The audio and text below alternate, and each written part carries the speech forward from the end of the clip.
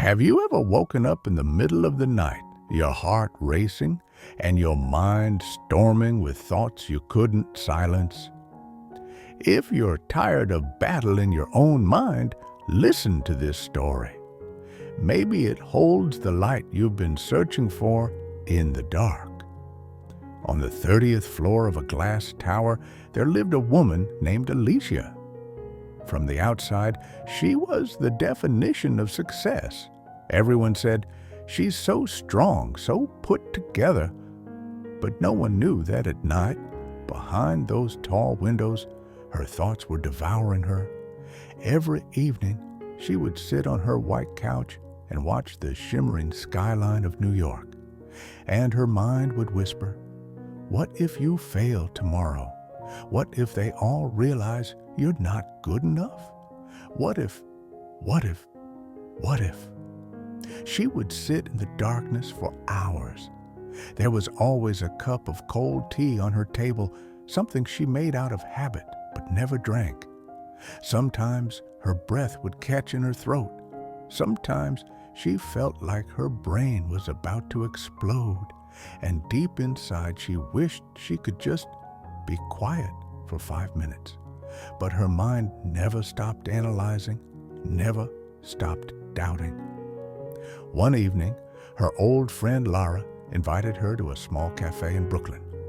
Lara looked at her gently and said, "You're tired?" Alicia forced a smile. "No, it's just a bit too much work lately." But inside, she knew Lara was right. Lara reached into her purse and pulled out a simple white card. Elliot Harris, Mindfulness and Presence Coach. Alicia took the card. For the first time, she felt something flicker in her chest. Maybe hope.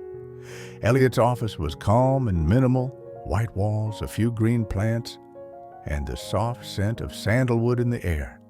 Elliot smiled and asked, "Do you want to stop your mind?" Alicia's voice trembled. "I just want this noise to end." Elliot nodded. "You cannot erase your thoughts, but you can change your relationship with them." She frowned. "What does that mean?" "It means you take your thoughts too seriously. Every thought becomes the ultimate truth to you. You try to control it, analyze it, solve it. That's why you are their prisoner." He placed a white notebook in front of her. "Write down the first thought in your mind right now."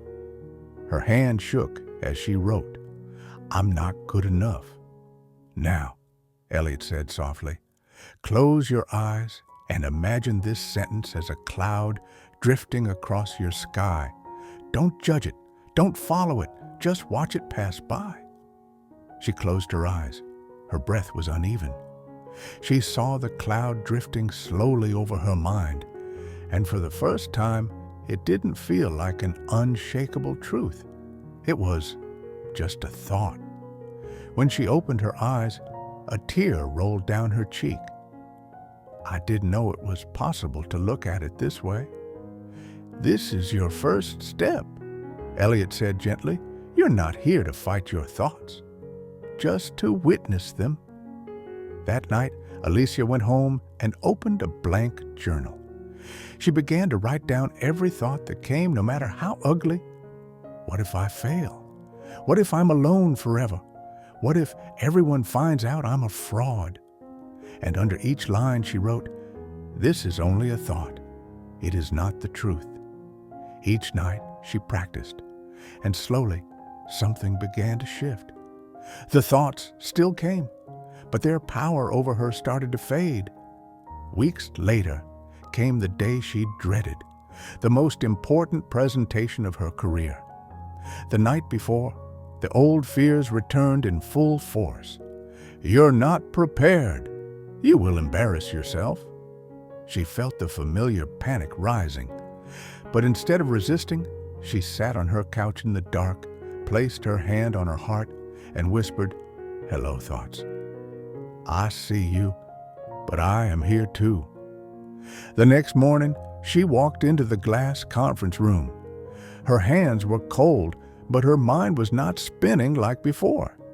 She made her presentation, It wasn't perfect. At one point, she even mixed up her notes, but she didn't crumble. She breathed. She continued. And when the CEO thanked her, she realized she had just experienced her greatest victory. She had not let her thoughts define her worth. A few days later, she sat across from Elliot once more. Her face looked different, calmer, lighter. "My thoughts are still there," she admitted, "but they don't consume me anymore." Elliot smiled. "That's freedom, not killing your thoughts, but learning to watch them without believing everything they say." Months passed. Alicia's life didn't magically become perfect. She still had long days and difficult meetings. But now, every morning, she sat for 10 minutes to observe her mind. Every evening, she wrote her thoughts in her notebook. She no longer tried to control every outcome. She began to allow life to unfold moment by moment, and slowly she discovered a peace she never thought possible, the peace of being the witness, not the prisoner. Moral of the story: you will never fully silence your mind, but you can stop letting it control you. Peace begins when you learn to observe your thoughts without fear or judgment. If you could choose one negative thought tonight to simply watch, not believe, what would it be? Share it in the comments below.